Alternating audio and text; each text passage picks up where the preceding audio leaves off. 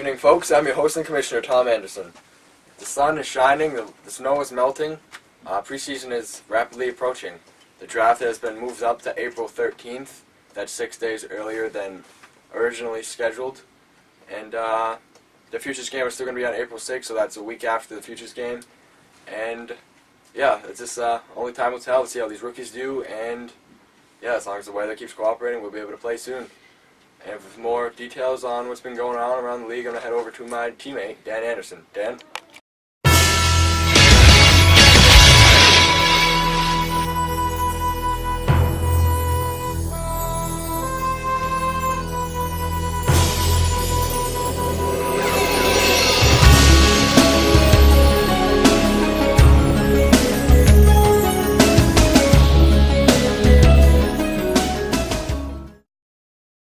Hello folks, I'm VP Dan Anderson and this is the Inside Scoop. 2014 season is rapidly approaching. The Futures game is only 3 weeks away, with the draft not far behind it. It'll be opening day before you know it. Let's talk about what teams around the league are doing to prepare for opening day. GM of the Rattlers, Adam Weldon, has changed the team name and logo to the Blue Wahoos. Yep, you heard it right, the Blue Wahoos. How do you guys feel about this change? Leave a comment letting me know. Another team making changes is the former champions, the Lemurs. In an effort to develop the most committed team possible, veteran Sage Kamasi was released from the team. GM Tom Anderson spoke with him in previous weeks, and unfortunately Sage's heart no longer seems to be in the game. On a side note, remember that league fees are $5. Get your money into the commissioner ASAP. The site we used to get our jerseys off of has gone out of business, so we have to use a different site this year. Therefore, the jerseys are a bit more expensive, but there's only a $4 increase to $24. There are also team posters available for $10. They include your team's logo and the entire regular season schedule. We just got the first shipment of prototypes in, and I must say, they are pretty snazzy. If you would like to order a team poster, please speak with the commissioner. Get your league fees and shirt monies into us as soon as possible. The money helps to support the league and will be put towards trophies at the end of the season. That's all for the Inside Scoop. I'll see you guys next week. Coming up next is the Erics with Across the League.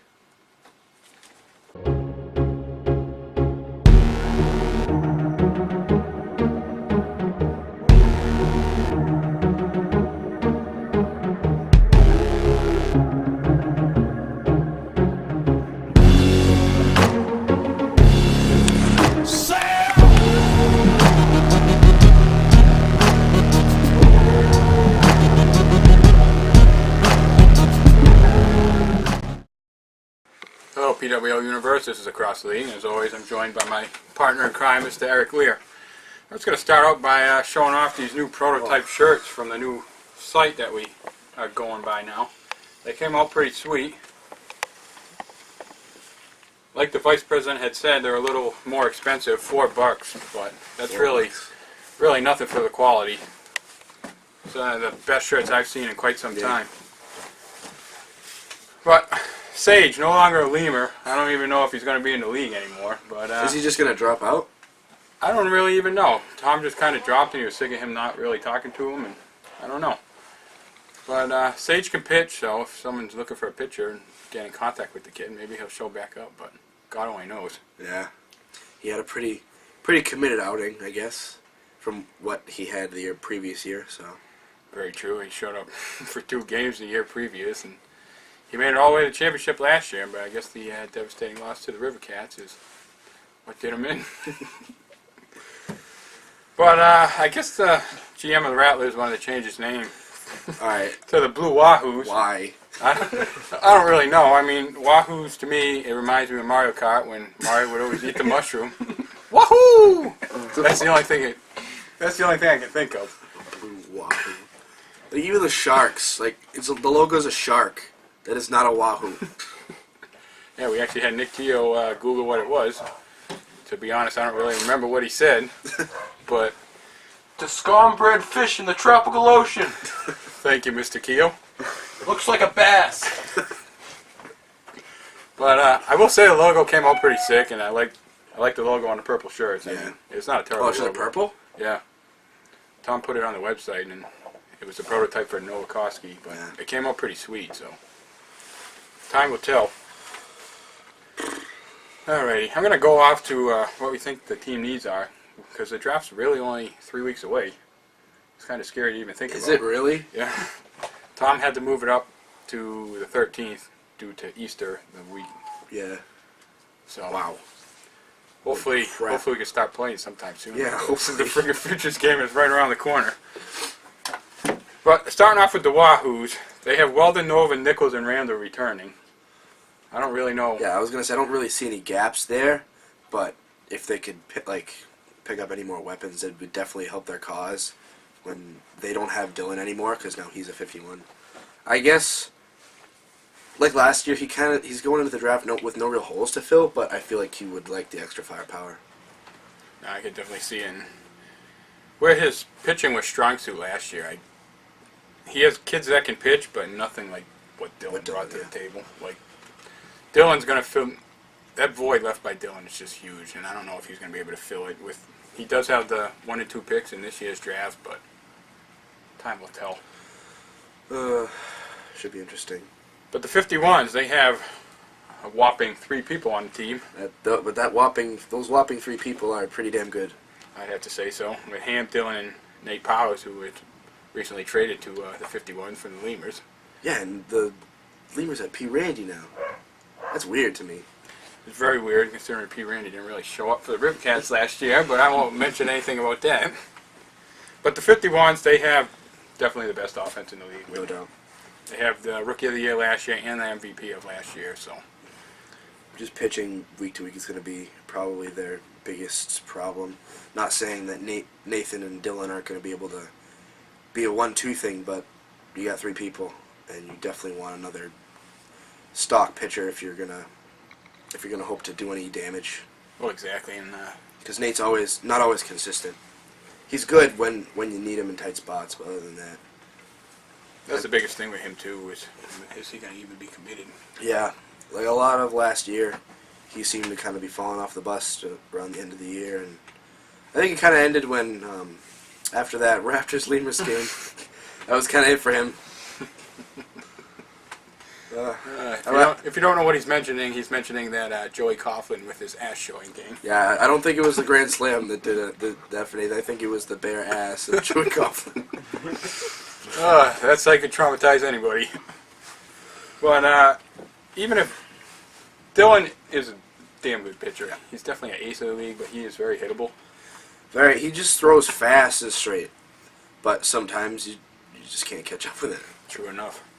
But even if Dylan's on the mound, you still have Hamlin and Nate fielding. I mean, Hamlin is arguably the best fielder in the entire league. So he will win another Gold Glove this year. That's pretty much a guarantee. But the 51s, you can definitely make some noise. So we'll definitely see what happens. But from the 51s, we'll go to the Lemurs with Fahey, Tom, P. Randy, and Dan. I mean, Tom sold on Fahey being like the biggest asset ever, and I'm not really buying it. I didn't see anything on Fahey last year. I don't know why. Like, I guess he was good in 2012 or whatever, but he didn't impress me last year. He had some good games pitching. He had one dinger. Other than that, I didn't see it. That's the thing. His power stroke is gone from the year prior, and it took him a good 6 to 7 starts before he finally found himself pitching because he was pitching for a cause. But I don't know. With Tom's arm being questionable, I don't really know what's going to be going on with them. And they have picks later in the draft, so You scoop up someone late. we'll see what happens. And then you have Dan, who's like the journeyman of the league. He's been on multiple teams, and Tom hasn't really mentioned him about pitching. So I mean, Dan's a pretty good pitcher. It's not like he's not an ace, but he throws it in there. Mm-hmm. And I feel like that's kind of what the Lemurs need, aside from just having a kid like Tom. When he's on, he's nasty, but when he's off, he walks a lot, and it's ugly. true enough. Having consistency is better than just being a dirty pitcher all the time. Yeah, so we'll definitely have to see what the draft unfolds for them, but the Lemurs could have a few question marks heading into this season.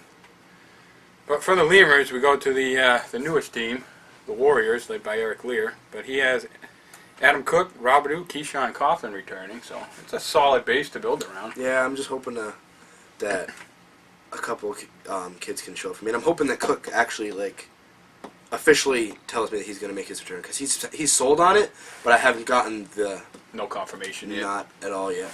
Yeah, that must make you a little uneasy considering the season start is really less than 2 months away. Well, 2 months away, I should say. Sooner it starts on the 19th. But, yeah, Keyshawn Coughlin. Keyshawn, I don't know. Coughlin was pretty damn committed last year. There's no way Joe Fisher's going anywhere. That kid's here to stay. He is the balls of my team. Much like Nick Keogh is the balls to my team. But then Robidou, finally showing some life. True X Factor right there. I want to see what he can do. I have watched him live once. Other than that, it's all film. But I'm really excited to play with the kid. I can't say it enough. There you go, Mr. Robidou. Your GM is happy to have you. But the Sons of Auburn, the oldest team in the league, they have the most wiffle ball experience, but no picks. Yeah, no picks, and we'll see if that experience is enough. They have Fitzgerald, BT, Non, and Boss. Solid core hitters for the most part, but pitching is going to be their Achilles this year. They're doomed. But my early comeback player of the year is Brendan Fitzgerald. Yeah, so he didn't really have a breakout season last year, but not saying that it wasn't anything to show for, because he batted pretty damn well. He batted 500, some 400 something.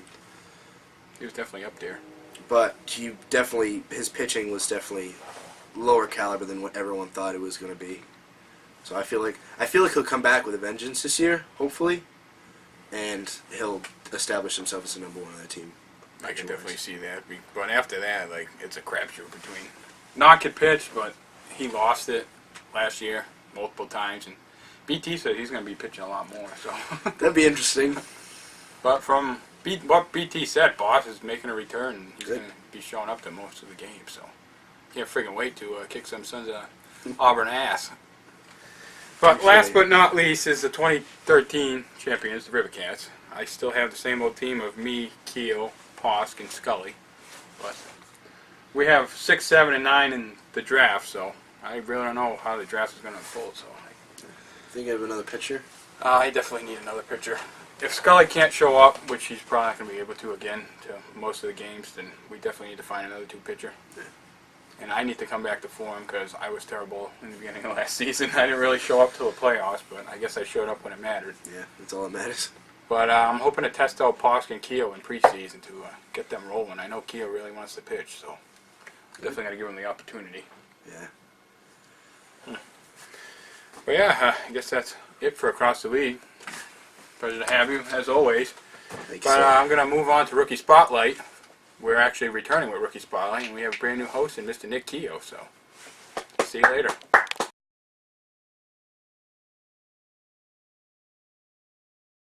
Hello and welcome to Rookie Spotlight. I'm your new host, Nick Keogh. Today I'm with rookie Pat Lovely. How's it going, Pat? Good. How are you doing today? I am doing fine. It's wonderful. Have you ever played wiffle ball before? Yeah, usually play about every summer on my own. Nice. What do you think your strong suit is? Like batting, pitching, fielding? I think my strongest suit would be fielding. I think I have the speed to catch pop flies, and I'm pretty good at grounders. And then maybe next would be batting, and then pitching. That's awesome. Do you think you'd be able to make most of the games this season? Yeah, I do go away in the summer a lot, but usually Sundays I'm home. I should make like 75% of the games. That's good. Of the teams in this league, which team are you most interested in? I could go on any team, but right now I'm most interested in the Wallace Terrace Warriors. Do you think you'd be able to lead in these stats this year? I hope so. I don't know. We'll have to see how the games shake out. Alright. Do you think you have what it takes to be Rookie of the Year? I think I have what it takes, but there's some strong competitors in the draft this year. Is there anything you'd want to tell your future GM? I'm just ready to play. I'll go anywhere you want me to. I'll do anything you want me to do. That's pretty much it. That's awesome. Well, thanks for having it. Thanks for coming. All right.